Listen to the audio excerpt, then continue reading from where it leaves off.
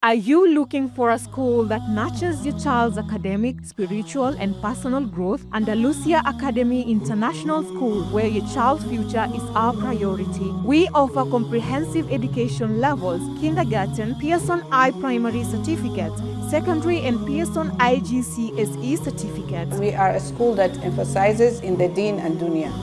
It's integrated in that on the side of Islamic studies, we have Quran, we have Hadith, we have Arabic.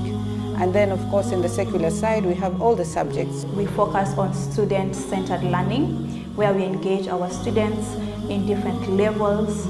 Other than that, we have very innovative teachers who help to cultivate creative thinking, problem solving, which are very, very key skills in our learners, not only in school, but also for their future. Hello everyone, my name is Aisha Mohammed and I'm a student under Andalusia International School. I've been here for the past 5 years and I'm in year 11 right now, and my experience in this school so far has been amazing. Admissions are available. Visit us today. We are located in Nairobi, South Sea, Andalusia Academy International School, where your child's future is our priority.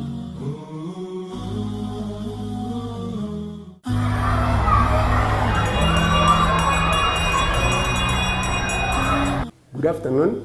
Welcome to Smart Learning at Andalusia on HorizonTV. My name is Teacher Percy and I teach mathematics. Today, we are going to learn about equations of a straight line. Before we look at the equations of a straight line, we are going to review how to plot coordinates on the Cartesian plane. So here I will have my x-axis. This is also the line y equals to 0. And I will also have my y-axis. This is the line x equals to 0. Why? Because if you look at the points here, here will be 1, 0, 2, 0, 3, 0, and so on. Which means that the first number is always the x value, and the second number is the y value. You can see along this line, the value of y is always 0. When I go up, it will now be 0, 1, 0, 2, 0, 3, and so on. Which means along this line, my x value will always be 0. And of course, I can go below, which means I'm going negative. So I can have negative 1, negative 2, negative 3. I can also go negative 1 in the x direction, negative 2, negative 3. So now if I want to plot a point, say with coordinates 2, 3, we shall call that point A. The first number I said is always the x value, and the second number is the y value. So it means I must go 2 steps on the x direction and then 3 steps upwards. So if I go 2 steps here and 3, I'll be there, and that will be my point A with the coordinates 2, 3. Now that we know how to plot, our topic here is equation of a straight line. But what do I expect the learners to achieve or learn during this lesson? I will expect them to be able to plot, which I have shown, but they should also be able to, 1, draw a line segment. So first one is to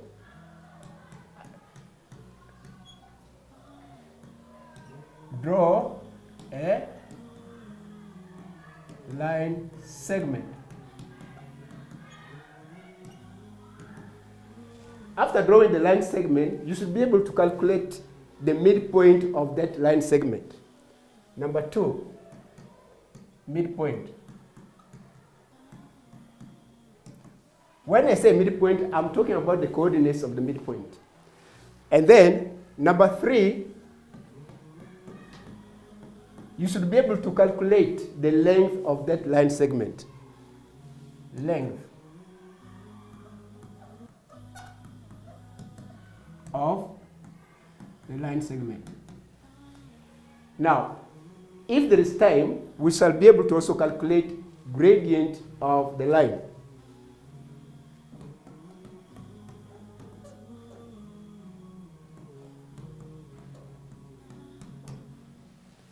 And finally, at the end of this lesson, we should be able to at least find equation of a line.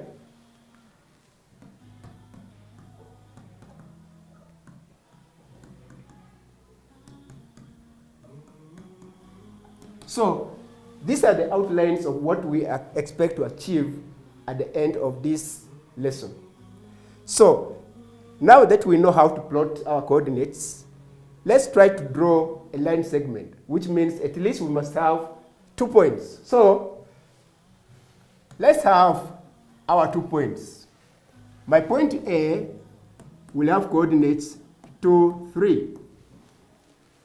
And my point B will be somewhere here, which coordinates of -2, let's say -4. We shall call this one our B. So if I join these 2 points with a straight line, that will be my line segment AB or BA, depending on wherever you're going. But let's call it AB. Now, if my line segment is AB, how do I get the midpoint? The midpoint means I should be halfway between B and A. So to make things easy, what I'm going to do here is that I'll generalize and put this one my x1, y1, and this will be my x2, y2. So if I want to get the coordinates of the midpoint, what I need to do is, let's say M is my midpoint. It will have coordinates x and y. How do I get the value of x? And how do I get the value of y? So the value of x is going to be equal to x1 plus x2 divided by 2. Now, using this example, my x1 is 2. So it will be 2 plus, and my x2 is -2. -2 all over 2. Now, 2 plus -2 is 0, divided by 2 will be 0. So my x value here is 0. I'll do the same thing for y. Y is going to be equal to y1 plus y2 over 2. Which will give me 3 plus -4, because I'll have 3 plus -4 all over 2, which will be -1 over 2, which is -0.5. Now, that gives me the coordinates of my midpoint. So here I'll have now 0, -5. My drawing is not accurate, but it means that my line should have the x value of 0 and y value of -5. So that is how you get coordinates of the midpoint. So I have here my A with coordinates x1, y1.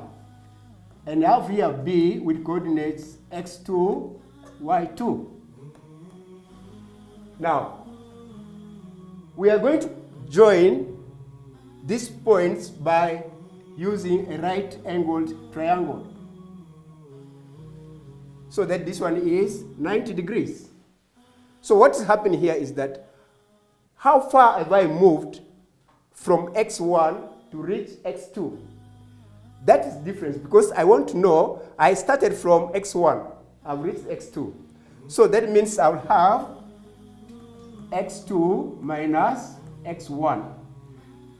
That is how far I have gone. And then how far have I gone from y1 to y2? That will be y2 minus y1. But if you have a right angle triangle, we can use Pythagoras theorem. If this side is C, and this is A, and this one is B, the Pythagoras theorem says that the square of the hypotenuse will be equals to the sum of the squares of the base and the squares of the height. So that means my C squared equals to A squared plus B squared. Now, we need to apply this to our values of x1 and x2. But before we get the general formula, let's try to give some particular values for x1 and x2. Let's say here I have 2, 3, and here I have 5, 7. So it means for me to move from 2 to 5, that will be my A is going to be equals to 5 minus 2, which is 3. My B, we are going to move from 3 to 7. So my B is going to be equals to 7 minus 3, which is 4. Now I've got my A and also my B. So now I can apply Pythagoras theorem, which means I'm going to have my length of AB squared will be, it's going to be equals to A squared will be 3 squared, which is 9, and B squared will be 4 squared, which is 16. Now, if I add the two together, my C squared, which is A squared plus B squared, will be 16 plus 9, which is 25. Now, if I want to get the length, I have my C squared equals to 25. So I just need to take the square root of C in order to get the length of AB. So take the square root, and my C will be 5. I'm using 5 because when you take a square root, you're supposed to get two answers, positive and negative. But the length of a shape cannot be negative, of course, except when you are dealing with vectors. So my answer here is 5. Now, we need to get a general formula of how to get the line segment. So what we do here is, we know our AB, when it's written like that, it means modulus of AB. It means the length of AB is going to be equals to the square root of our x2 minus x1 squared plus y2 minus y1 squared. So once you have that formula, you can get a line segment given the coordinates of points A and B. It's quite simple. Now, the letters here should not worry you because you just need to have the two coordinates, get the difference of those coordinates, square it, add the x square of the x value and the square of the y value, take the square root.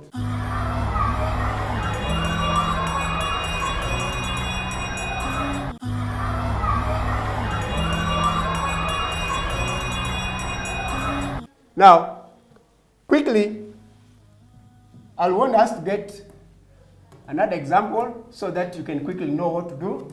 Two different points, P and Q, -3, -4. And then your Q is 6, 4. Now, since we know the coordinates, we can easily get our values. So we know it is going to be x2 minus x1. So what I do here is I just put this one as my x1, this is my y1, and this becomes my x2 and y2. So my x2 is 6, so I'm going to have 6 minus, but remember x1 is negative, so minus 3, this becomes positive, so I'm going to have 9. And I have to get my y2 minus y1. My y2 is 4, minus 4, this becomes positive, is going to be equals to 8. So now I can apply the Pythagoras theorem. So my c squared, which is the same as the modulus of p cubed, is 9 squared plus 8 squared, and then I take the square root. Now, my 9 squared is 81, plus 8 squared is 64. When I add that, I get 145. Then I can now take the square root. Now, something should have come close to your minds. A square number very close to 145 is 144, and that is 12. So, which means that your answer is going to be very close to 12. So, I will just approximate. I know it will be around 12 point a certain value here. Sorry, I don't have my calculator, but that's okay. So you can take the square root of 145 and get your answer. So that is how to get the length of a line segment. I hope you have understood. Now, let's go to the next point. How do I get the gradient of a line?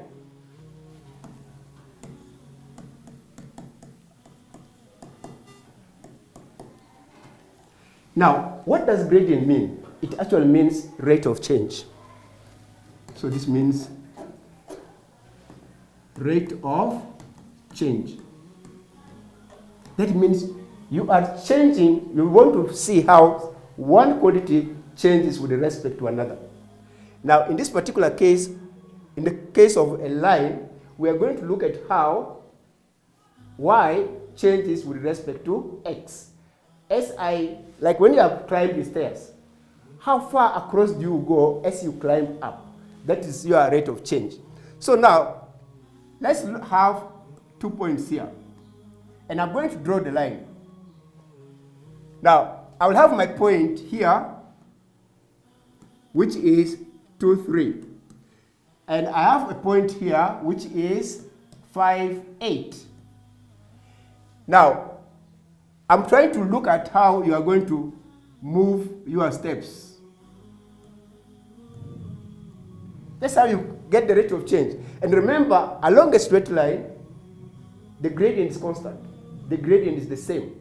So which means that you take the same number of steps across as you take the same number of steps upwards. Now, how do we change y here? Still, I will use this one as my x1, y1, and this is my x2, y2. How have I changed from y1 to y2? Again, we're going to have the gradient I'm going to represent by m is going to be equal to y2 minus y1. But I also will need to have a ratio with x, which means I'm going to have x2 minus x1. So now, using these values, my gradient of this line will be 8, which is my y2, minus 3, which is my y1, over x2, which is 5, minus x1, which is 2, which is going to be 5 over 3.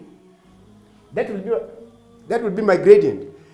Now, the mistake most students make is to try and interchange x and y. They put x on top and y below. You will get a wrong answer because that means you are getting the reciprocal. Make sure that you always have the y value on top and the x value below. And remember, the y value is always the second number and the x value is always the first number. So in this case, we have our value is 5 over 3. Now, we could also try and get one more point. Let's say I have my s, which is -2, -5. And then we have t, which is, say, 1, 1. And I want to get the gradient of that line which joins the 2 points, s and t. So what we get here is, we just put this as x1, y1, x2, y2. And we know our gradient m is y2 minus y1 over x2 minus x1, which will give me 1 minus minus 5 over my 1 minus minus 2. This gives me 6 over 3. So in this case, my gradient is 2.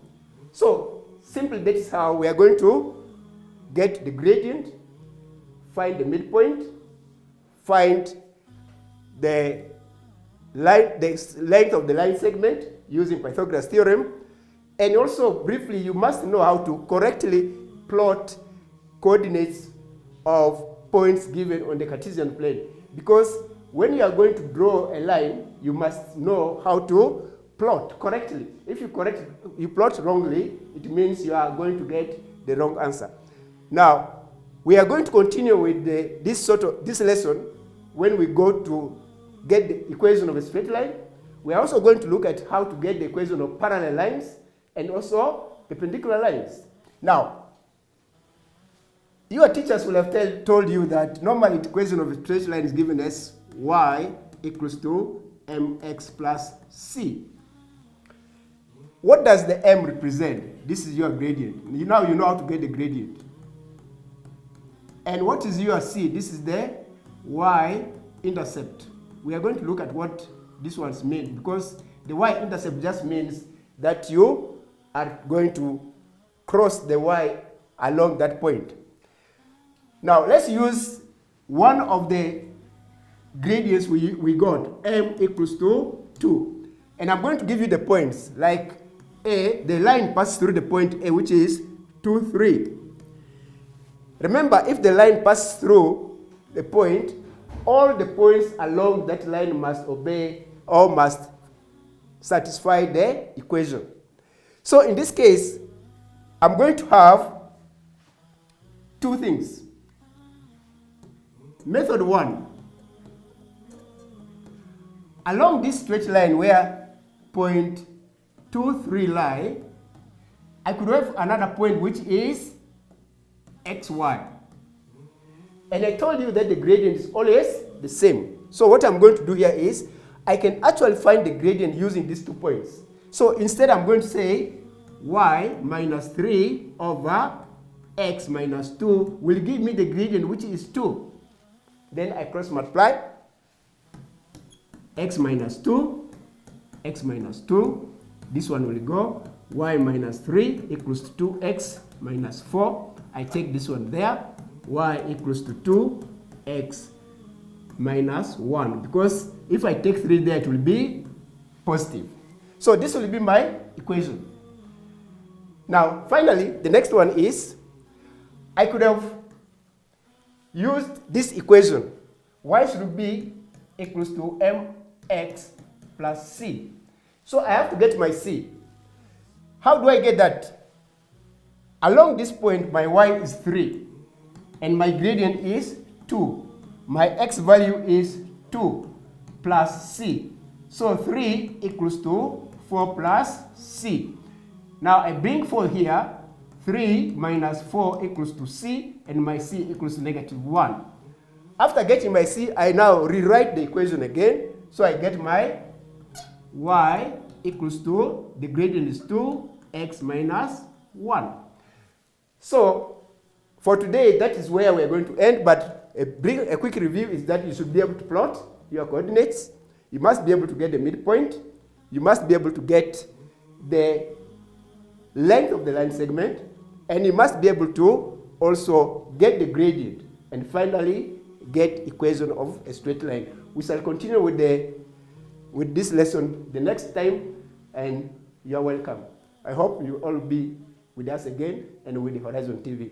Thank you very much.